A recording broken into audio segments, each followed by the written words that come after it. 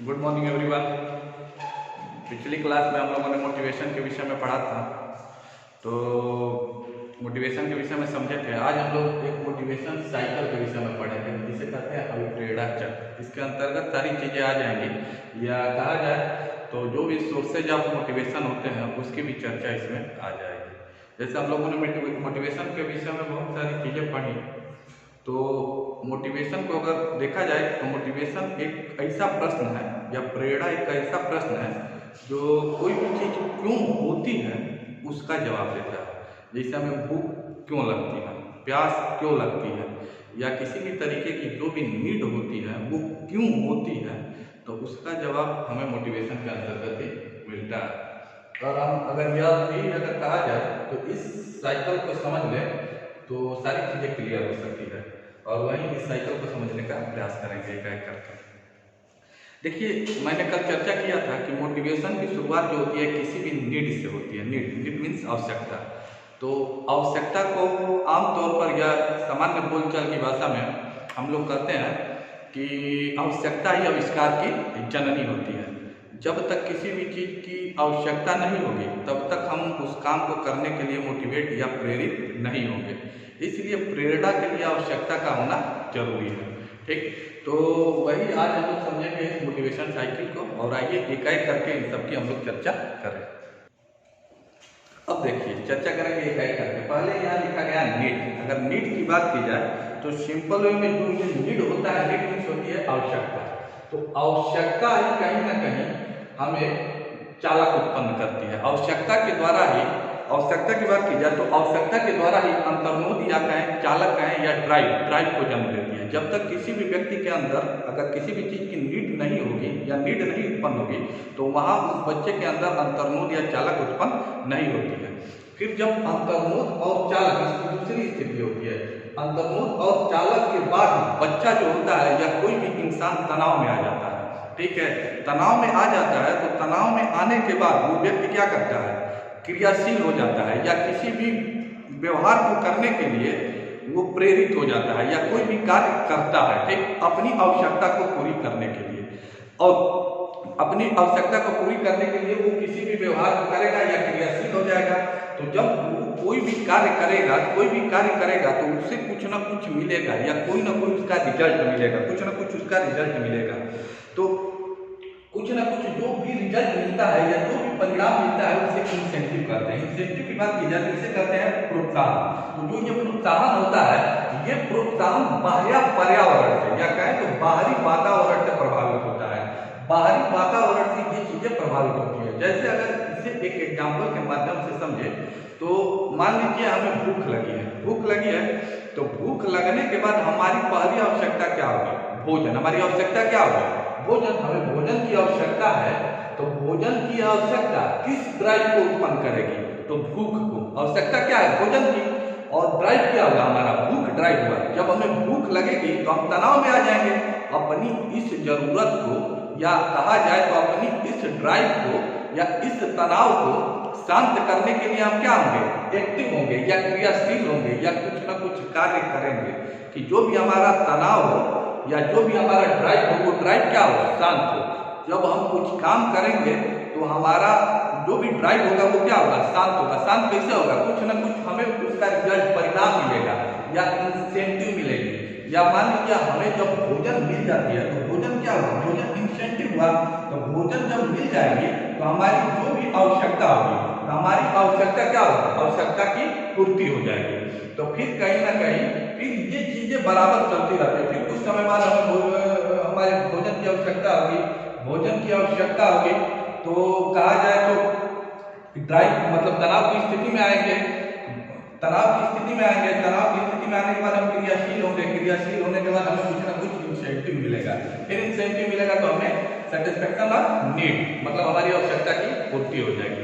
यही साइकिल होता है, मोटिवेशन साइकिल।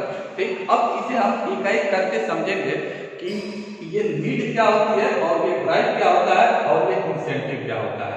इसे कहा जाए तो ये तीनों जो होते हैं सोर्सेज होते हैं मोटिवेशन के। सोर्सेज ऑफ मोटिवेशन कहा जाए या अभिप्रेरणा के स्रोत होते हैं, तो मेनली यही तीनों होते हैं। ठीक, देखिए पहले हम चर्चा करेंगे नीड की। अगर नीड की चर्चा की जाए तो नीड किसी भी प्राणी में किसी भी कमी की, जब किसी भी प्राणी में किसी भी चीज की या किसी भी विषय वस्तु की कमी होती है तो वही चीज क्या कहलाती है, वही चीज नीड कहलाती है, या वही चीज आवश्यकता की द्योतक होती है। ठीक, नीड जो होती है, नीड दो प्रकार की होती है। मेनली सामान्य तौर पर नीड दो प्रकार की होती है। पहली नीड हम लोगों ने चर्चा किया था, एक प्राइमरी होती है और दूसरी सेकेंडरी होती है। प्राइमरी और सेकेंडरी की बात की जाए तो एक नीड जन्मजात होती है और एक एक्वायर्ड कहें या कहें तो अर्जित की जाती है, या सिंपल वे में कहते हैं तो एक जन्मजात हो सकती है और दूसरी जो नीड हमारी होती है वो नीड हमारी क्या है तो मनुष्य सामाजिक होती है, सोशल होती है। एक बायोलॉजिकल कह सकते हैं जैविक, और दूसरा सोशल कह सकते हैं। अब इन दोनों को समझेंगे कि बायोलॉजिकल नीड क्या होती है और सोशल नीड क्या होती है।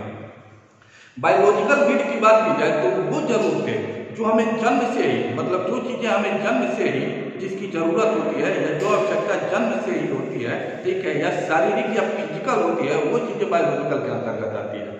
अब इसे एक एग्जाम्पल के माध्यम से समझेंगे तो जैसे मान लीजिए भूख, प्यास, मल मूत्र, त्याग, तो ये सारी चीजें क्या है, ये सारी चीजें बायोलॉजिकल नीड है। ठीक, बायोलॉजिकल नीड है, इसके बिना कोई भी मनुष्य चल नहीं सकता है। अगर हमें प्यास लगी है या पानी की आवश्यकता है तो बिना पानी पिए हम चल सकते हैं। तो बायोलॉजिकल नीड कहीं ना कहीं सबके लिए जरूरी होती है।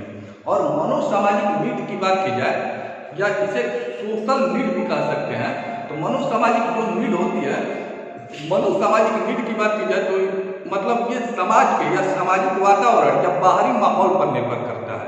अब देखिए बाहरी माहौल पर क्या निर्भर करता है, तो बाहरी माहौल पर अगर निर्भर करने की बात की जाए तो जैसे मान लीजिए सभी लोगों को अपने सेल्फ रिस्पेक्ट चाहिए। सेल्फ रिस्पेक्ट की बात की जाए, आत्मसम्मान, आत्मसम्मान की बात की जाए तो मान लीजिए हम किसी समाज में जा रहे हैं बैठने उठने के लिए, तो लोग हमारे लिए खड़े हो जाएं या हमें बुलाएं बैठने के लिए, तो इन सब के लिए जो भी कार्य किया जाता है या जो भी ऐसी आवश्यकताएं होती हैं तो वो चीजें क्या कहलाती है, वो चीजें कहलाती है मनोसामाजिक नीड। ठीक है, कहीं ना कहीं इसका मतलब अगर इसका अर्थ निकाले तो मन से और कहीं ना कहीं समाज से, मतलब हमारा मन क्या चाहता है या हम क्या चाहते हैं और सामाजिक जो आवरण है वो हमें क्या दे रहा है, तो वैसी जो नीड होगी वो क्या कहलाती है, वो मनोसामाजिक आवश्यकता कहलाती है।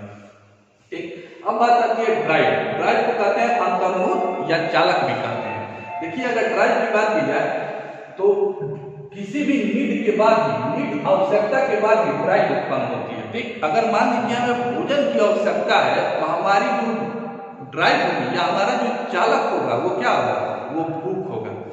तो जब हमें किसी चीज की नीड होती है, ठीक, तो जो हमारा चालक होता है, नीड ही चालक को जन्म देता है, लेकिन चालक के बाद हम क्या होते हैं, तनाव में आ जाते हैं। ठीक है, टेंशन में आ जाते हैं, और जब हम टेंशन में आते हैं तो हम उस कार्य को करना चाहते हैं या उस कार्य को करने के लिए हम क्या होते हैं, क्रियाशील हो जाते हैं कि किसी तरीके से उस कार्य को हम करें। जैसे मान लीजिए हमें पानी की जरूरत है, पानी की जरूरत है और हमारे सामने घड़े में पानी रखा गया है, ठीक है, या फ्रिज में पानी रखा गया है, घड़े का जमाना है नहीं, ठीक, तो घड़े में पानी रखा गया है या फ्रिज में, कुछ भी कहिए, जो भी समझना है समझ सकते हैं।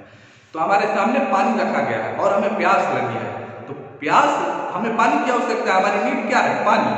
और जो पानी नीड है वो हमारे अंदर किस चालक को जन्म करेगी, प्यास नामक चालक को जन्म करेगी। मतलब प्यास नामक चालक हमारे अंदर उत्पन्न होगी, तो जो प्यास नामक चालक जब हमारे अंदर उत्पन्न होगी तो हम टेंशन में आएंगे या कोई ना कोई क्रिया करेंगे या किसी भी कार्य को करने के लिए हम क्या होंगे, क्रियाशील होंगे, एक्टिव होंगे।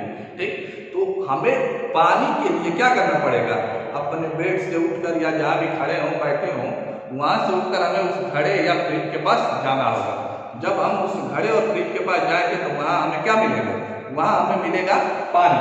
तो जो वहां हमें पानी मिलेगा तो वो पानी क्या होगा, वो पानी होगा इंसेंटिव, या कहें तो वो पानी होगा प्रोत्साहन। ठीक, तो जब हमें पानी मिल गया तो पानी को हमने पी लिया, हमारी नीड पूरी हो गई, मतलब कहा जाए तो हमारी आवश्यकता क्या हो गई, संतुष्ट हो गई।